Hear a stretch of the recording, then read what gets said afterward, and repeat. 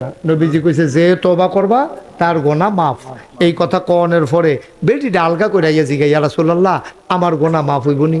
তখন নবীজি বুঝালাইছে নিশ্চয়ই এখানে একটা রহস্য আছে। কেউ তো এই কথা জিগাইছে না, বেটির এই কথা কইল কে রে? তখন নবীজি কইছে এই তুমি এই কথা কেন বললা? আমি তো সবার গোনার মাফের কথাই কইছি, তো তোমারটা আবার মাফ হইব না এই কথা জিগাও কে রে? তুমি কি গোনা করছো? মহিলারা কান দেয়ার কয় নবী গো আমার একটা স্বামী আছে, আমার স্বামী ব্যবসার উদ্দেশ্যে বিদেশ যায়, আমার ঘরে একটা কামের লোক আছে, কাজের লোকটারে রাখিয়া আমার স্বামী যায় ব্যবসার উদ্দেশ্যে বিদেশে। ও নবী আমার স্বামীর সামর্থ্য আছে আমার মেলামেশা করার, আমার স্বামীর ফাঁক নিয়া সুযোগ নিয়া আমি ওই কাজের লোকটার লগে মেলামেশা করি, জেনা করি, গোনা করি। নবী গো সবার গোনা মাফ হইল, আমার এই গোনাটা বোধ হয় মাফ হইতো না, এর লাগে আমি আলগা করে জিগাইছি। নবী আস্তে করে ঘাটটা ঘুরাই লাইছে, বেডিরা আবার হেগুল দেয়া গেছে। নবী গো আপনি যদি মুখ ফিরাইলাম কে আমার দিকে মুখ ফিরা তাকাবে? ও নবী আপনি বলে দেন আমার গোনা মাফ হবে নাকি? নবী আবার ঘুরাই লাইছে মুখ, আবার এগুল দিয়াইছে, আবার ঘুরাই লাইছে। নবীজি কয় হ তোমার গোনা মাফ হইব, তবে একটা লাইন মতো আহ্বান লাগবো। কয় লাইনটা কিতা? কয় লাইনটা হইল তুমি যে গোনা করছো, তোমার ঘরে স্বামী ছিল, মেলামেশা করার সুযোগ ছিল, তারপরেও যে তুমি কাজের লোকের লগে মেলামেশা করছো, শরীয়তের বিধান একটা আছে, শাস্তি আছে। কই ইয়া রাসূলুল্লাহ বলেন কি শাস্তি? কয় পুরুষ যদি বিবাহিত হয় আর কোনো অবৈধ কাজ করে, তৈলে বিষ্ণুপুর বাজারের মুহ অথবা সাফিতলা রাস্তার 3 রাস্তার মুড়ো, এই জায়গার ভিতরে এই কমর পর্যন্ত বেড়ায় তৈলে কমর পর্যন্ত মাটির তলে দেওয়ান লাগবো, বেরিয়ে তৈলে বুক পর্যন্ত মাটির তলে দিয়া, ফাত্তর থাকবো, ইট থাকবো, সবাই যাইতে যাইতে একটা করে এইটা দিব, মানুষটা যতক্ষণ না মারা যাইব সবাই মিললে ইডাইতে থাকবো। এই যদি মাপ করে তুমি যদি এই তওবাটা গ্রহণ করো, শাস্তিটা গ্রহণ করো, আমি তোমার লাগে নবীর আল্লাহর কাছে দোয়া কইরা দেব। মহিলারা চিল্লান দেয়া কই ইয়া রাসূলুল্লাহ জাহান্নামের আগুনে যাওয়ার চাইতে দুনিয়ায় পাথরের আঘাতে মরে যাওয়া ভালো। আপনি বলেন তাড়াতাড়ি রাস্তার মোড়ে গর্ত করে আমারে যেন পাথর মেরে মেরে শেষ করে দেয়। মহিলাটা কান্না, আল্লাহর নবীর গাল বেয়ে বেয়ে পানি পড়ে। এটা কি মহিলা রে, নিজের শাস্তি নিজে নিত চায়, আল্লাহর ভয় কি পরিমাণে ঢুকছে। এবার নবীজি ডাক দিয়া কয় শুনো তোমার যে শাস্তি দেন তার আগে তো কথা আছে। কয় কি কথা ইয়া রাসূলুল্লাহ? কয় তুমি যে অবৈধ মেলামেশা করছো, তোমার ফেডের ভিতরে কোনো বাচ্চা আইছে নাকি? মহিলারা কয় ইয়া রাসূলুল্লাহ ফেডও তো বাচ্চা ইয়া পড়ছে। নবী কয় তোমারে যদি শাস্তি দেই, তুমি যদি মরে যাও ফেডের বাচ্চাটাও তো মরে যাবে, গোনা করছো তুমি, ফেডের বাচ্চার তো কোনো দোষ নাই, তাইলে তোমারে শাস্তি দেওয়া হবে না যতক্ষণ পেটের বাচ্চা দুনিয়াতে না আসে। যাও বাচ্চা আগে দুনিয়াতে আসো, তারপরে শাস্তি দেওয়া হবে, তার আগে না। মহিলা কানতে কানতে বাইট গেছে। 10 মাস 10 দিন পরে, খুব খেয়াল করেন, ও গভীর মনোযোগ, 10 মাস 10 দিন পরে তেনাদুনা ফেসাইয়া এই বাচ্চা লইয়া ইয়া সেটা নবীর দরবারও খেলে রয়েছে। নবী গাছ এটা কে? কয় আমি ইয়া রাসূলুল্লাহ আমারে চিনছেন না? ওই যে 10 মাস 10 দিন আগে আইছিলাম, আমি যে অবৈধ মেলামেশা করছিলাম, তখন ফেডে বাচ্চা ছিল, এখন বাচ্চা লই আইছি। নবী কয় বাচ্চা আনছ তো এখন কি করব? আমারে শাস্তি দেন। এখন যদি শাস্তি দেন তাইলে আমার বাচ্চা আর মারা যাবে না, বাচ্চা দুনিয়াতে আসছে। আল্লাহর নবী কয় ও মহিলা ঠিকই বলছো, তোমারে শাস্তি দিলে বাচ্চা মারা যাবে না। এই বাচ্চাটা কি খায় গো মহিলা?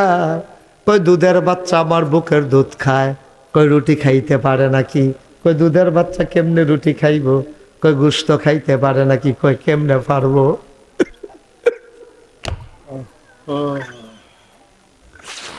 শ্রীরামপুরের মুসলমান মুশতাক ফয়েজি যদি কোনোদিন আর না সেরে, কোনোদিন যদি তোমাদেরকে না ডাকে, একদিন মনে রাখো আমি এসেছিলাম।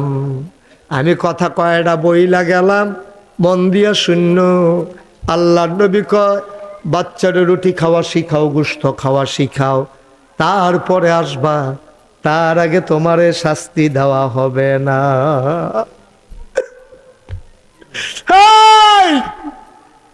মহিলা কাঁদতে কাঁদতে চলে গেলেন। বাচ্চারে রুটি খাওয়া শিখায় নবী, ওই মহিলা বাচ্চারে গোশত খাওয়া শিখায়।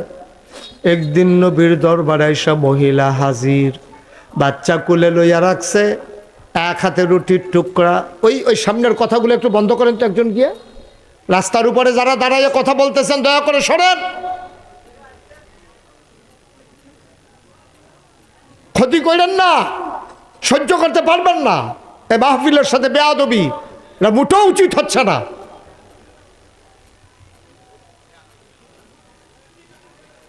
আল্লাহর নবী ডাক দেওয়া কয়, যাও রুটি খাওয়া শিখাও, বাচ্চারে গোশত খাওয়া শিখাও। মহিলা 2-2.5 বছর পরে বাচ্চাটারে কোলে কইরা নবীর দরবারে আইসা হাজির। এক হাতে একটা রুটির টুকরা, আর এক হাতে গোশতের টুকরা। নবীকে, এই মহিলা কে? মহিলা, এই মহিলাকে, ওই মহিলা কে এখানে দাঁড়িয়ে আছে? ইয়া রাসূলুল্লাহ, আমি সেই মহিলা। একবার আসছিলাম বাচ্চা হওয়ার আগে, তারপরে বাচ্চা হওয়ার পরে আজকে আমার বাচ্চা রুটি খায়, গোশত খায়, নিয়ে এসেছি আপনার দরবারে। এখন আমারে শাস্তি দেন। আল্লাহর নবী কয়, তুমি তো সেই মহিলা না। ওই মহিলার চেহারা ছিল আরো সুন্দর, চোখগুলো ছিল তার ভাষা ভাষা, গালগুলো তার ছিল ভরাট। এই মহিলা তো একবারে কঙ্কালসার মহিলা। মহিলা কান্দে আর কয়, নবী গো, ও নবী, আপনি যখন আমারে ফিরাই দিছেন, আমি যখন খাইতে যাই খাইতে পারি না, আমি যখন লুকমাটা মুখে দেই কে যেন আমারে কানে কানে কয়, খাও, জনমের মতো খাও, জাহান্নামে যখন যাইবা এই খানার কপালে মিলবে না। খাইয়ালাও খাইয়ালাও, জাহান্নামে গেলে বুঝবা জাহান্নাম কি জিনিস। নবী গো, ও নবী, খাইতে যাই খাইতে পারি না, আমি যখন ঘুমাইতে যাই চোখটা বন্ধ করলে জাহান্নামের ধাউ দাও আগুন আমার সামনে জ্বলতে থাকে, আমি ঘুমাইতে পারি না, আমি লাফ দিয়ে উঠে যাই, আমি খাইতে পারি না, ঘুমাইতে পারি না গো নবী, তাড়াতাড়ি আমারে শাস্তি দেন। আমি যদি শাস্তি ছাড়া মরে যাই, যদি জাহান্নামের আগুনে যাই, আমারে বিলে রক্ত আর পুষ দেবে খাইতে, আমারে নাকি গরম পানি দেবে খাইতে, একটা ফোঁটা পানি যদি জিব্বায় পড়ে, জিব্বাটারে লইয়া নাড়ি বুড়ি লইয়া পিছনের রাস্তা দিয়া নাকি বের হয়ে যাবে। এই জাহান্নামে আমি কেমন থাকবো রে? ও নবী, শাস্তি দেন। দুনিয়ায় পাথরের আঘাত সইতে পারবো, জাহান্নামের আগুন সইতে পারবো না। আল্লাহর নবী চমকে উঠলেন, থমকে দাঁড়ালেন। এটা কি মহিলা? বারবার আসে শাস্তি নেওয়ার জন্য। এই মহিলা কি পাগল হয়ে গেছে নাকি? আল্লাহর নবীর মায়া লেগে গেছে, নবীর কলজারা ভরা শুধু মায়া আর মায়া।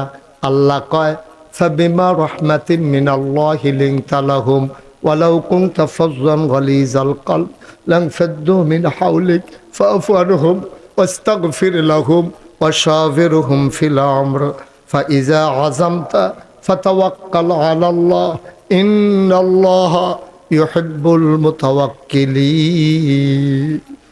নবীর কলজা ভরা মায়া। নবী মনে মনে কয়, আল্লাহ কি মহিলার মনের খবর জানে না? মহিলাটা বারবার ফিরে আসে শাস্তি নেওয়ার জন্য। আল্লাহ বুঝি মহিলাটারে মাফ করে দিলে পারে না। নবী বারবার আকাশের দিকে তাকায়। শরীয়তের নবী, শরীয়ত তো লঙ্ঘন করতে পারবেন না। নবী বললেন, গর্ত করো 3 রাস্তার মোড়ে। গর্ত করা হলো। আল্লাহ আকাশের দিকে তাকায়, জিবরাইল আসে নাকি? না, জিবরাইলের খবর নাই। কয়, বর্তরক বুক পর্যন্ত ডুবিয়ে দাও মাটির নিচে। বুক পর্যন্ত মহিলারে ডুবিয়ে দেওয়া হলো। নবী বারবার আকাশের দিকে তাকায়, আল্লাহ কি এখনো মহিলারা মাফ করবে না?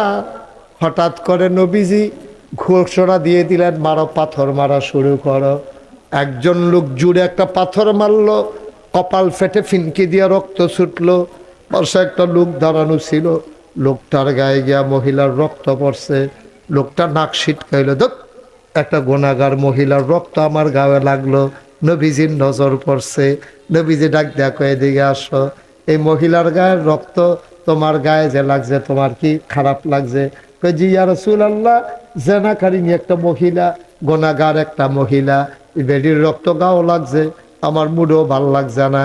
এর ভিতরে জিবরাইল আইসা পড়ছে, আইসা কয় নবী গো, ও নবী, মহিলার তওবারে আল্লাহ কবুল কইরা লাইছে। এই বেটি বারবার আসার কারণে আল্লাহর রহমতের দরিয়ায় ঢেউ শুরু হয়ে গেছে গো নবী, দোয়া তো কবুল হইয়া গেছে। আল্লাহর নবী ডাক দেয়া কয়, শোনো শোনো শোনো, তোমরা কি জান্নাতি কোনো মহিলা দেখতে চাও? সবাই কই ইয়া রাসূলুল্লাহ, দেখতাম দোসাই কেমন? কয় যদি দেখতে চাও ওই মহিলাটারে দেখো, আল্লাহ জীবনের গুনাহ মাফ কইরা এই মহিলাটারে জান্নাতের সুসংবাদ দিয়া দিছে। যেই বেটার গাও রক্ত পড়ছিল, এবারে ডাক দেয়া কয়ে দিকে আসো, এই মহিলার নাপাক রক্ত তোমার গাও পড়ছে, তোমার মন খারাপ। এই মহিলা তওবার কারণে রক্তটা এত দামি রক্ত হইছে, দুনিয়ার সবদি গুনাহগার মানুষের এই রক্তটায় জান্নাতে নেওয়ার ক্ষমতা রাখে। ও শ্রীরামপুরের মুসলমান, সব মাহফিল এক মাহফিল মনে কইর না, সব দোয়া এক দোয়া মনে কইর না। বাইরে কোন দিন জানি খবর পাও না গাইশের পীর সাহেব লাই, কোন দিন জানি গ্রামের মুরব্বীটা হারাইলাই বারে। আমার মন্ডায় কেড়ে জানি আজ মাহফিলটা কদম দিয়া মন্ডায় সাক্ষী দিছে। আমি আমার এই যে ফলাফান্ডিরে ডাক দিয়া কইছি, আমার মন্ডায়, এখন তোমাদেরকে বলি, আমার মন্ডায় সাক্ষী দিছে আজকের মাহফিল আমার আল্লাহ কবুল করে নিয়েছে।